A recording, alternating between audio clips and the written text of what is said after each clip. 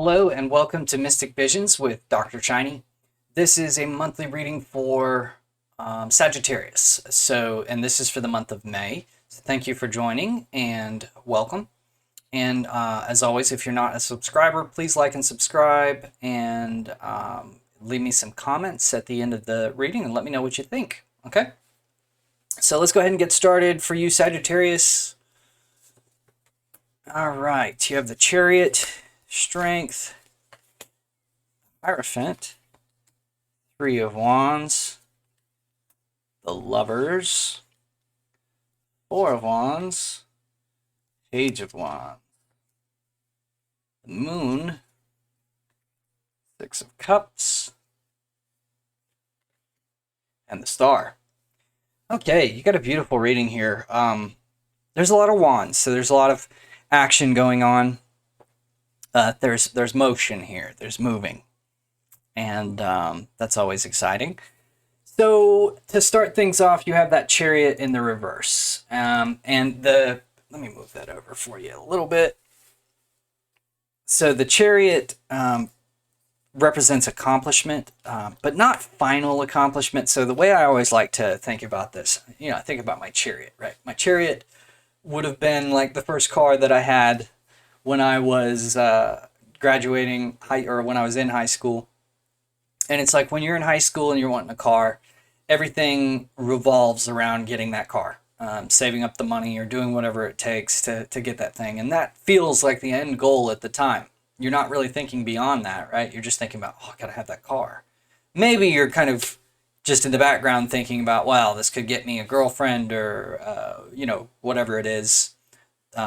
But in reality, it's like you're seeking a means to an end.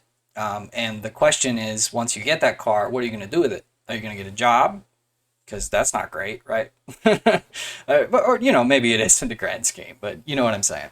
So this is an idea of an accomplishment that has to do with some maturity or getting through one step of the process so that you can move on to some other part of the process. Now, being in the reverse, you're a little resistant to this. So you may be feeling as though you're pursuing some kind of goal that doesn't really interest you, or it's not where you want to be.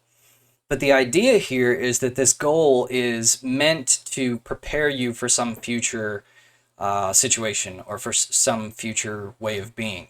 I remember, my wife at one point was going through quite a bit of emotional hardship and toil, and she's an artist. And I just posed the question to her one time: what if you've gone through all of that hardship because you basically needed to go through that to become a good artist, to become somebody who was able to really express complex and deep emotions that other people are able to relate with? So maybe it was kind of the universe giving you exactly what you wanted.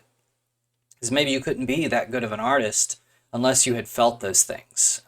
And how many people do you think you might affect by being able to express those things, And that seemed to be a fairly good idea to her. That seemed to be something that kind of resonated.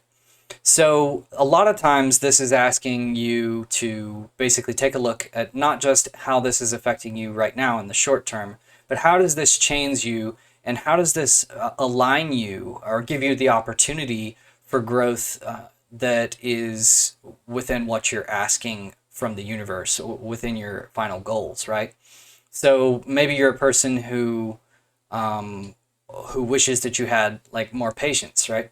Well, if you're wishing for that, then the universe is just going to give you an opportunity to be more patient, which is, in other words, it's going to make you wait, right? So the thing that you seek, you're not going to get the thing that you seek. You're going to get an opportunity to develop the thing you seek. So take a look at that, because you may be kind of calling things to yourself without knowing about it. If you're seeking after wealth, you're reinforcing the idea that you don't have it in the first place. So maybe change your attitude and look at things from like a more positive perspective about, this is helping. This is changing me for the better. Okay, so what's crossing you is strength or influencing you. So I tend to think, strength in this, in the tarot cards, it's not so much external strength. It's not like strongman strength. This is about willpower and strength of will and character. So there's often a delicate young lady who's grasping her hands around a lion's mouth, and the lion is just sort of chilling. It's not really trying to devour her, even though it could very easily. And the idea here is the lion is, he's used to pretty much everything being his prey. He can eat almost anything he wants to eat. So when anything kind of is scared of him or runs from him, he instantly knows that that's prey. I can eat that. But anything that's not afraid, the only thing really that's not afraid of a lion is another lion. So if you're able to come to the lion with this same stable, unafraid, and faithful type of attitude, the lion starts to see you more as an equal. And if he sees you as an equal, then he's liable to protect you as one of his own, right? So this is the idea of strength here, that there's a necessity for you not to necessarily be strong, but to feel strong and to have self-confidence. Now, what you're leaving behind is the Hierophant. And the Hierophant represents institutions such as the church or society or even family or marriage, those types of things. And those are institutions which, a lot of them are involved with law, or specifically laws regarding morality. So the government or the king or the emperor would give you laws that, like, if you break them, you go to jail. You're not allowed to be around polite society if you do these things, if you steal, murder, or things like that. And those are considered immoral, of course, to the Hierophant as well. But generally the Hierophant, while reinforcing the laws of the land, will also go beyond that and enforce a sort of moral code about what it is to be a good person. Right? So we've all met people who are very, very immoral, who are not religious, and they're kind of cutthroat, but they're not necessarily doing anything illegal, right? But they're just kind of assholes. They're not the greatest people. So the Hierophant is trying to provide the society with a sort of cohesion that comes from obeying certain moral codes or certain conducts of behavior. Don't covet your neighbor's wife. Don't cheat, right? And that just makes people like you a little bit more. It makes your relationships a little more stable. And it doesn't make people feel good to be cheated. So this is what this is. It's essentially instructions for making things go a little bit more smoothly. Now, you're leaving that behind a little bit, and you're kind of being maybe you're being a little rebellious and saying, well, no, I'm going to be a little bit more of a lion myself and not care so much about what other people think or getting along with others, but there's going to be a little bit more severity to your actions from this point. And so that may be okay. And with maturity, you start to recognize the reason for the Hierophant, and you start to appreciate that, and sometimes even contribute to those morals and codes of conduct. But, there's a time for everything. There's a season for everything. And it may just be that you're in a point where those things are becoming a little bit more like shackles rather than, or another way of putting it would be the walls that you erect to keep yourself safe can eventually become a prison if you build them up too strong. Okay, so what you're moving toward is this Three of Wands. Three of Wands represents that there is some action that you're going to be taking. So, and this is something that is kind of happening in the near future, but it's kind of usually something that's in the process of happening. So you're getting to a point where just before the Three of Wands, there's some sort of planning, there's some organization of your thoughts. And then when the Three of Wands comes around, this is when you've actually taken a first step of action. This is when you've gotten off the couch and you're ready to move. You're ready to do something. So this is coming. So it's not necessarily here just yet, but you're right on the cusp of getting to a point where there's something for you to do, for you to pull the trigger. And I really think that what's missing here is just kind of getting your perspective right, making sure that your mind is in the right place when you do this, right? Okay, so foundation of the whole situation is the Lover's card. Now, foundation represents sort of what's going on in the subconscious, or what's the universe trying to teach you, what is the lesson or the frame of reference that all this is occurring in.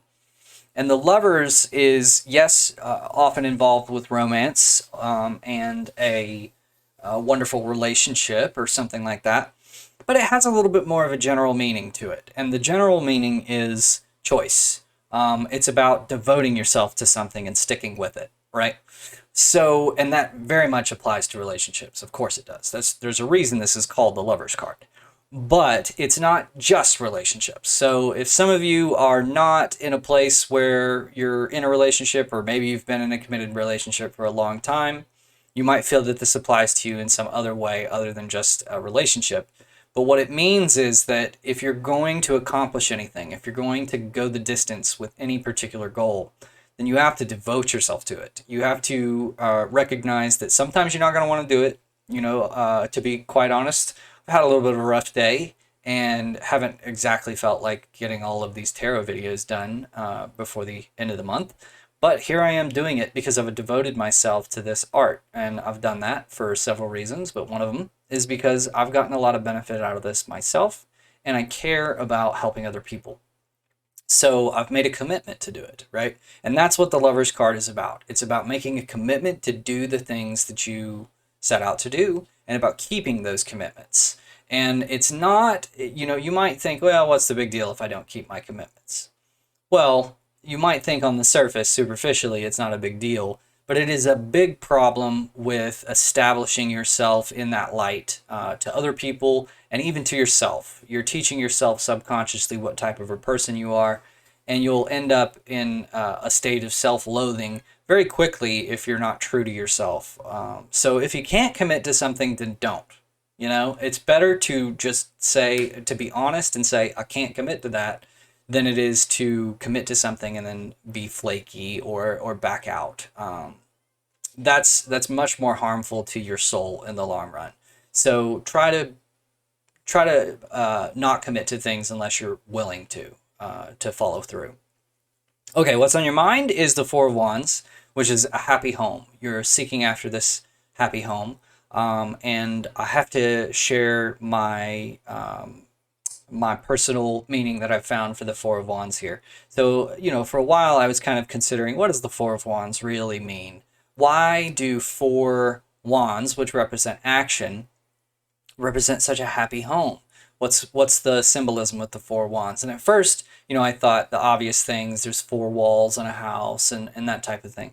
But I kind of have developed a formula for myself, which is very valuable if you're seeking this happy home energy. There's basically four types of energy that have to go into that happy home. One of them is that energy has to go into the home, which means you have to put maintenance into your house. You have to take care of the laundry, the dishes, all these things. There's a lot of energy that goes into maintaining that home. Then there's a lot of energy that goes outside the house, whether it's farming out in the field to get your food, or going to work to get the money to pay your mortgage or your rent. There's always some work that has to go outside of the house for you to be able to sustain the house. And the third type of energy is rest. And that seems like a lack of energy, but on the contrary, you very much have to decide and choose to rest and to use your home as a place to recharge your batteries and to be able to gain energy for future endeavors, right? And if you think about it, how does a person go to sleep? Well, you lay down in bed and pretend like you're going to sleep, and then eventually, after you wait a little while, it just happens, right? So think about that. There's never really a time where you're resting where you haven't decided that you're going to rest. And I mean, of course, some people get so tired that they just fall over or pass out. But most of the time, you're actually having to make a decision to rest or to take it easy. The fourth type of energy is your home. Any happy home should be a sort of jumping off point for your goals, your dreams, and your desires, right? So, and again, remember, all of these things have to exist in a balance. And the balance is going to be a little bit different from person to person, but the point is that there's a balance of these things for everybody. Meaning, if you really just feel like you're a total homebody and you don't want to do anything but leave your house, you're probably not balanced. There's probably not, there should be something that you're trying to accomplish. And it's very hard for a human to be happy without those things. The more Buddhist type of a mentality is that desire is the source of suffering. And yes, that's true, but it's also sort of a koan, which means that instead of implying that you should rid yourself of desire, the ultimate realization should be that you should suffer for things that you're willing to suffer for, right? So it's not that you shouldn't suffer at all. That suffering is universally a bad thing, but it is that some things in life are worth suffering or suffering for, and you should be selective about that. You should think hard about what it is. Are your desires really worth the suffering that comes along with them? And a lot of times the answer is yes. So, and that's kind of how it's meant to be. But people get too hung up on the lesson, too hung up on the koan, right? Which is really just meant to be a sort of hurdle that you jump over to discover something about yourself. But people focus too much on the lesson. They don't see the forest for the trees. So there's the inside scoop. Now, the advice for you is the Page of Wands in the reverse. And this is telling you, don't be afraid to make some mistakes, to go the distance, and to have your actions not come off perfectly. It's not so much important that things are perfect, but it's important that you act, You can go left or right, but whatever you do, don't waddle. To take a stance, and go follow through with it. And this is advice for you, but it's also something that is kind of just a good way of living your life in general. Because what happens is, basically all thought is hesitation.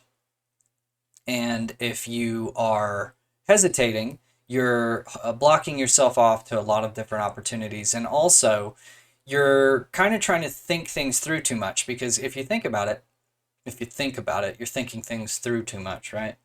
We're in overthinking central here. But your subconscious mind, or the realm of your brain that is not in your conscious thoughts, is way, way more powerful than your conscious mind. And it doesn't take a whole lot of convincing to understand that that's the case. Your brain is responsible for the beating of your heart, the constant regulation of your blood pressure and your breathing, the angle of every single one of the muscles in your body, or joints in your body, and balance. These things are very, very complex. Even the best computers that we have aren't capable, as of yet, here in May of 2001, they're not able to do that yet, but your brain is able to. Yet your conscious mind can really only keep track of like one or two things at a time, and it does that pretty poorly. So your conscious mind is really just a very finite, superficial part of your overall intelligence. And if you lean on it too much, or you rely on it too much, you're really just shooting yourself in the foot, because your subconscious, or the part of you that operates without thinking, is way, way more powerful.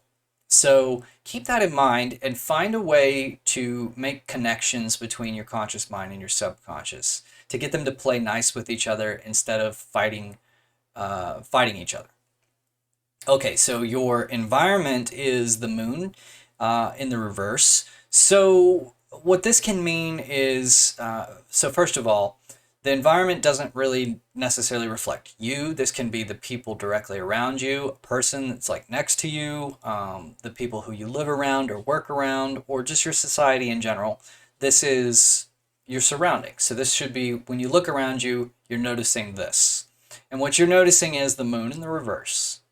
And this is a little bit of a rejection of the unknown, or people trying to control the situation or know exactly how things are going to work out. It's possible that this has been rubbing off on you a little bit, because just being around anybody, you tend to become a little bit more like them. And that's not something that can really be avoided. It's just the nature of us as social animals. We tend to, other people tend to rub off on us, right? So be careful about that. Be careful about the way, and try to seek out influences and mentors that propel you in a direction that you actually want to be going down, instead of just sort of taking up the environment by osmosis. Okay, so the Fears card is the Six of Cups. And this is, it's kind of odd for this to be in the Fears, but the Six of Cups represents nostalgia and looking back, or thinking about, the past. It's usually thinking about the past fairly fondly. So it seems as though maybe you're just a little bit afraid that something in the past is going to catch up to you, or you've been a little traumatized by something. But there's an opportunity for you to change the way that you look at that and realize that it was actually a positive, because it led you to some better place. It led you to being a stronger person, or an individual who's more capable.